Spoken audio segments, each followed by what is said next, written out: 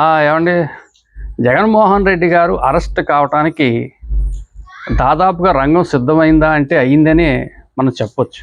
ఎందువల్లంటే చంద్రబాబు నాయుడు గారు ఢిల్లీ పర్యటనలో జగన్మోహన్ రెడ్డి లిక్కర్ వ్యవహారంలో చేసినటువంటి అక్రమాలను సాక్ష్యాధారాలతో ఆయన పట్టుకునేవాడు.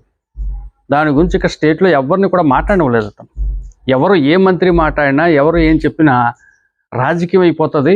మనం వాస్తవాలు మాట్లాడాలి. ఇక్కడ అతను అరెస్టు చేయించటం ఇది మన ఉద్దేశం కాదు. తప్పు చేసాడు, శిక్ష అనుభవించాలి అంతే. సో దీన్ని రాజకీయ కోణంలో ఎవరూ చూడకూడదు. దీన్ని చట్టపరంగా మనం చూద్దాం. ఒక ముఖ్యమంత్రి స్థాయిలో ఉండి ఇంత పెద్ద స్థాయిలో ప్రజలను మోసం చేయటం ఏంటి?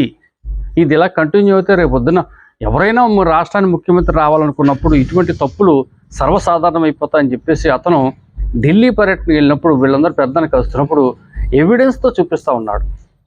లిక్కర్లో ఎంత స్కామ్ జరిగింది, ప్రపంచమంతా డిజిటల్ వైపు పరుగులెడుతుంటే లిక్కర్కి వచ్చరికి క్యాష్ తీసుకోవటం ఏంటి, క్యాష్ ట్రాన్సాక్షన్ ఎందుకు జరిగింది, అక్కడ అసలు ఏమేంటి, ఆ లిక్కర్ ఎక్కడి నుంచి చీప్ క్వాలిటీ తెప్పించారు, ప్రజల ఆరోగ్యాలు ఏ విధంగా క్షీణించాయి, ఇవన్నీ కూడా అతను ఎవిడెన్స్ తీసుకెళ్ళి అక్కడ ఢిల్లీ పెద్దలకి ఆయన చూపిస్తుంటే వాళ్ళు ఆశ్చర్యపోతున్నారట.